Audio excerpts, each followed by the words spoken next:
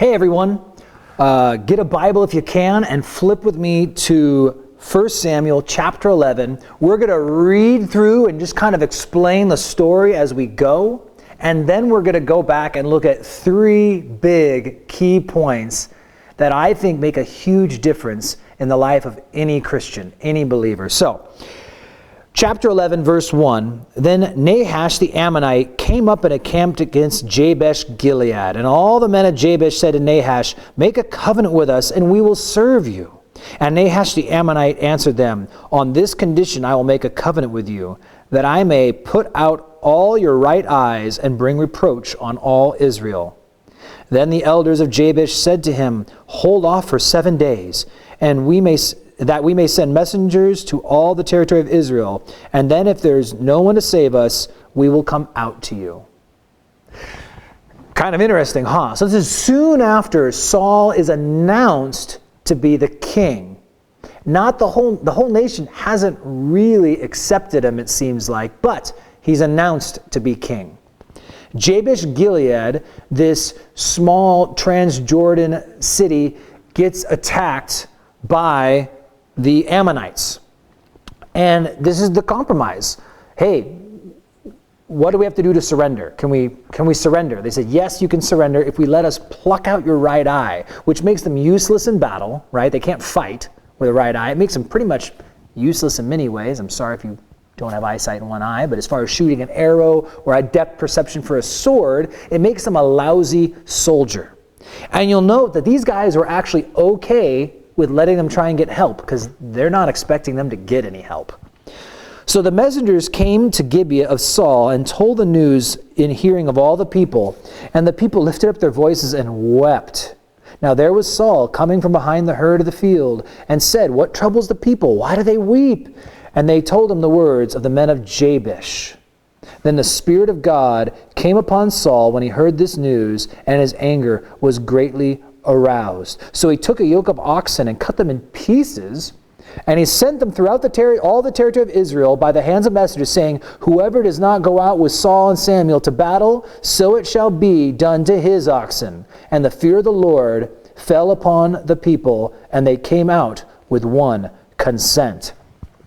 Now, interesting fact about King Saul that you may have forgotten, or maybe you didn't know.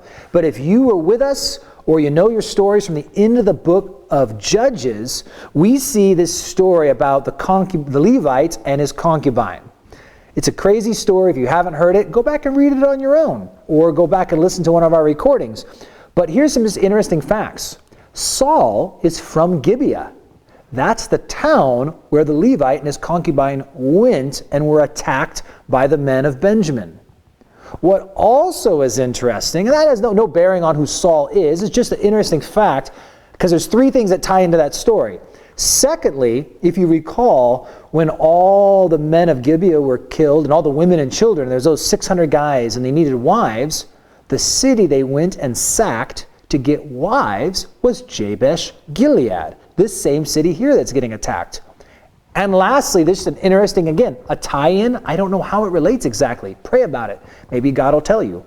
Is that the Levite cuts up the concubine and males are all out to get Israel to rally. Well, here, Saul does it with the oxen. And that's a big deal. That's like taking apart a farmer's tractor and sending to all the other farmers saying, hey, you don't show up, I'm taking apart your tractor.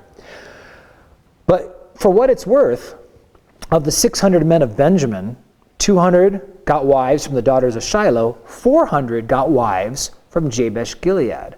So there's a 2 out of 3 chance that Saul actually has a great-great-grandma that comes out of Jabesh Gilead. So this is actually maybe a little personal for Saul. Regardless, Spirit of the Lord comes upon him, as we saw with the Judges in the book of Judges, and now he calls Israel together. And so in verse 8 it says, he numbered them in Bezek, the children of Israel were 300,000, and the men of Judah 30,000. This hints to us that this book was written after Solomon, after the nation splits. So the author was probably still thinking about them as 2 groups. And they said to the messengers, Thus you shall say to the men of Jabesh Gilead, Tomorrow by the time the sun is hot, you shall have help. Then the messengers came and reported it to the men of Jabesh, and they were glad. Therefore the men of Jabesh said, Tomorrow we'll come out to you. and you may do with us whatever seems good to you. So the people of the city are telling the Ammonites, we're going to come out tomorrow. So the Ammonites are thinking, okay, they're surrendering tomorrow. So it was on the next day that Saul put the people in 3 companies, and they came into the midst of the camp in the morning watch and killed the Ammonites until the heat of the day. And it happened that those who survived were scattered, so that no 2 of them were left together. Then the people said to Samuel, who is he who said, shall Saul reign over us? Bring the men and we put him to death. Remember at the end of the last chapter, haters going to hate? Well, they're talking about the haters now.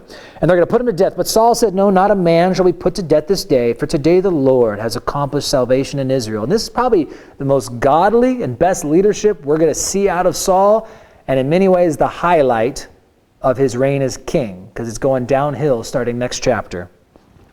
Samuel said to the people, come, let us go to Gilgal and renew the kingdom there.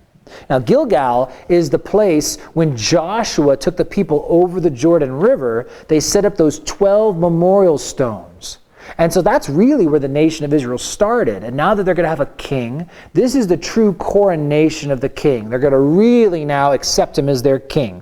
And so all the people, they go to Gilgal, they make sacrifices and peace offerings before the Lord, and there's Saul and all the men of Israel rejoiced greatly. And it's going to move right into chapter 12. Remember, when they wrote the Bible, it wasn't broken down into chapters. It was just one long story. So our story today ends here.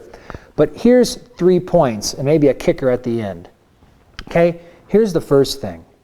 We have an enemy. The Bible speaks of Satan and demons. There are supposed to be numerous demons, and there's a spiritual warfare going about. Read Ephesians chapter 6 about spiritual warfare and the heavenly armor we need to protect ourselves. But here's the thing. Satan is always willing to cut a deal, and he'll make a deal with you. You see, you can be saved and going to heaven, and there's nothing Satan can do to stop that. Satan has no power over you to take away your salvation, but he can leave you crippled. And that's exactly what the Ammonites wanted to do. That's what Nahash wanted to do.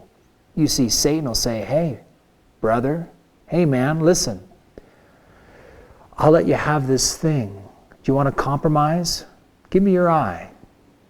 Let me render you useless for battle for the Lord. And we'll be okay. I won't pester you anymore. And often we do that.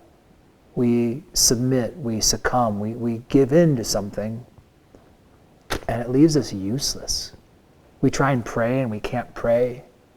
There's nothing we can do. I know how it feels.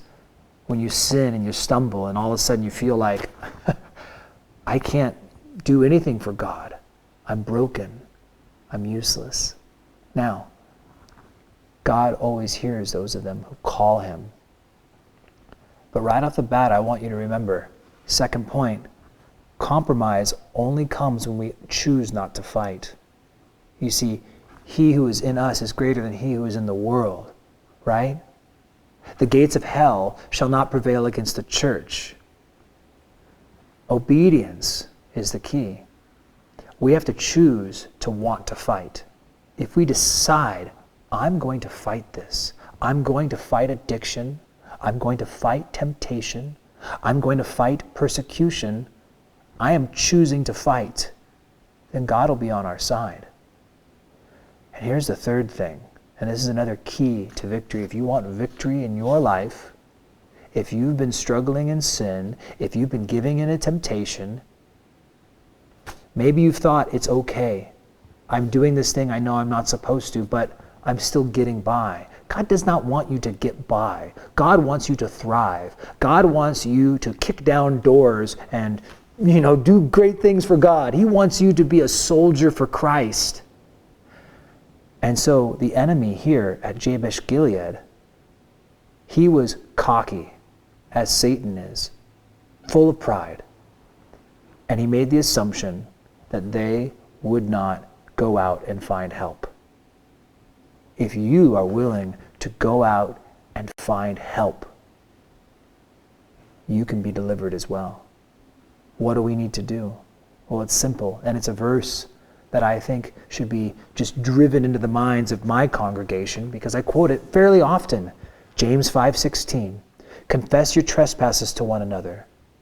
Pray for one another that you may be healed. That's the first half of that verse. It's like a recipe. You need to confess your trespasses. First, you need to do it to God. 1 John 1:9, right? You need to confess your trespasses to Him because He's faithful and just to forgive you and cleanse you of everything. You need to know that Jesus can forgive you of every sin you've ever committed. And then, though, I think for the victory here on earth, to experience a practical victory over sin, not just Jesus paying for my sins in heaven, but for me to experience freedom on the earth, you have to confess to someone. Tell a brother, tell a sister, tell someone you know you can trust. You need to tell them, I'm struggling and I need prayer.